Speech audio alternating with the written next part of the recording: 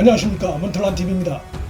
소위 청부 고발 파문에 등장하는 고발장이 조작됐다는 지적이 속속 이어지고 있습니다. 국민의힘에선 당 차원의 진상조사단을 꾸며 청부 고발 의혹에 가면을 쓴 이번 정치 공작의 실체를 밝히는데 본격 착수했습니다. 인터넷 매체 뉴스버스가 보도한 고발장 곳곳에 조작의 흔적이 발견되고 있습니다.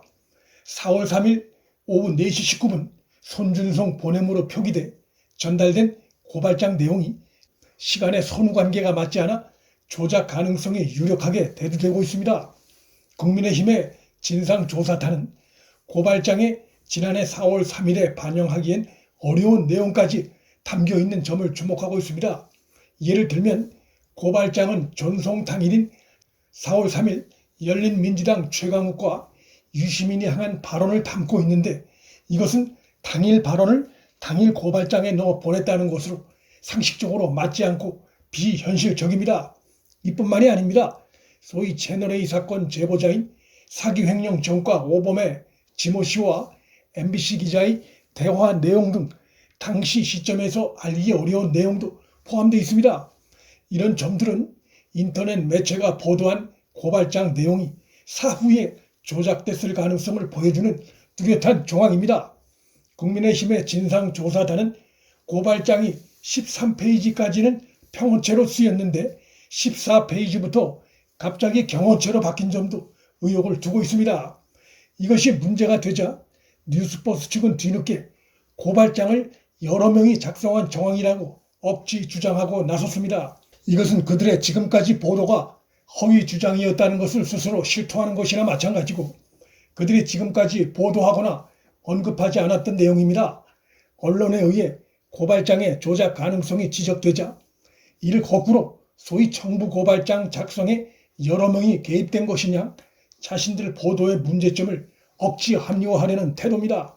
이런 가운데 공수처가 10일 김웅 의원실과 손준성 검사 자택 등을 전격 압수수색했습니다. 국회가 회기 중이고 당사자인 김웅 의원도 또 그의 변호인도 사무실에 없는 상태에서 압수수색이 벌어졌다는 점에서 정권에 의한 정치 공작, 야당 탄압의 소지가 다분합니다. 김웅 의원은 피의자 신분도 아니고 참고인 상태로 알려졌고 참고인 신분의 현직 국회의원의 사무실을 회기 중에 당사자도 없는 상태에서 들어와 기습 압수수색하는 것은 국회에 대한 모독 행위나 다름없습니다. 국민의힘의 김기현 원내대표가 이 소식을 듣고 동료 의원들과 현장을 찾아 심각한 야당 탄압이라며 공수처 측에 강력 항의했습니다. 하지만 당대표인 이준석이 이 엄청난 사태에 대해 신속한 대응을 지금 하지 못하고 있고 국민의힘의 경선 주자들도 어찌 보면 남의 일 보듯 하고 있고 더 나아가 일부 주자들은 이 상황에서 집권 여당에서 주장하는 것처럼 소위 청부 고발 의혹에 윤석열 전 총장이 배우 인물인 양 공격하는 단합되지 못한 행태를 보이는 등 한심하게 짝이 없는 모습도 나타나고 있습니다. 유승민은 9일 한 라디오에 출연해 윤석열 후보가 배우에 개입됐다면 이라는 단서를 붙여 후보직 사퇴를 요구하는 공격을 했고 당대표인 이준석도 얼마 전 역시 관련됐다면 심각한 문제라며 당의 후보를 보호해야 할 당대표가 오히려 단서를 붙여 윤석열 후보를 공격하는 행태를 보인 바도 있습니다. 이런 가운데 이날 추미애가 국민의힘의 내부를 이간질시키려는 듯한 발언을 했습니다. 홍준표 후보는 내 덕을 톡톡히 보고 있다면서 나한테 감사 전화라도 해야 한다고 주장했습니다. 홍준표 후보는 내 덕에 지지율이 상승하고 있다는 것입니다. 자신의 윤석열 후보에 대한 문제 제기를 열심히 한 덕으로 홍준표가 반사 이익을 얻고 있다는 것입니다. 이번 사태에서 정권의 정치 공작 정황은 여러 곳에서 드러나고 있습니다. 박범계는 국회에 나와 윤석열 후보와 손준성 검사가 가까운 관계 이상이라며 무책임한 의혹을 쏟아내고 있고 검찰 내 대표적인 친정권 인물인 김호수와 한동수 감찰부장이 소위 제보자라는 자를 불과 며칠 만에 기습적으로 공익신고인으로 발표하는 월권적인 행태를 드러냈습니다.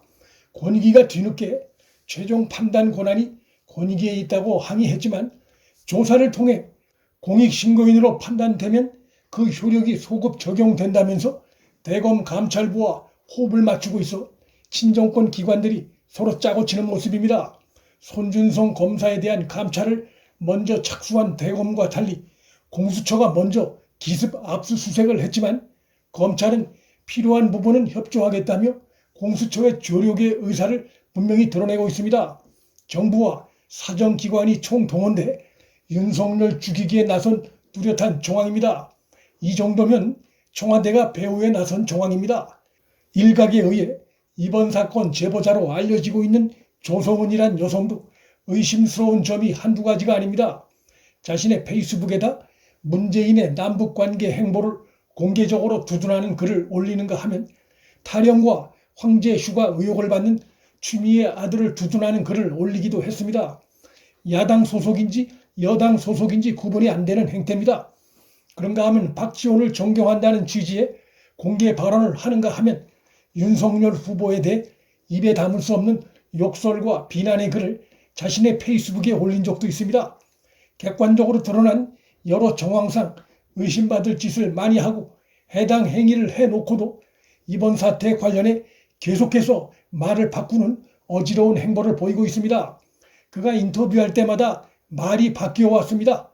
제보를 했다는 것인지 안 했다는 것인지, 공익신고 신청을 했다는 것인지 안 했다는 것인지 도무지 알 수 없는 헷갈리는 행태를 보이고 있습니다. 현 정권이 이런 못 믿을 자에 대한 비호 의혹을 받으면서 윤석열 후보를 겨냥한 수사를 벌이고 있는 행태는 대선을 앞두고 야당의 유력 대선 후보를 죽이려는 명백한 탄압 행위입니다. 당의 초선 의원들이 많고 국회의원 경험이 전혀 없는 30대 중반의 이준석이 당대표인 국민의힘이 대선을 코앞에 두고 최대 위기를 맞아 이번 사태를 어떻게 극복하고 나아가 정권 세력의 정치 공작을 국민 앞에 낱낱이 드러내느냐에 따라 차기 대선의 승패에도 큰 영향을 미칠 것으로 전망됩니다. 정권 세력의 압수수색이 요란하지만 사실 이번 소위 청구고발 의혹 논란은 명백한 증거도 없는 상황이고 따라서 혐의 적용도 결코 쉽지 않습니다. 정권의 정치 공작은 곧 그 추악한 실체가 드러날 가능성이 큽니다. 문틀란TV 여기서 마칩니다. 구독과 좋아요, 알림 설정은 방송 제작에 큰 힘이 됩니다. 시청해 주셔서 감사합니다.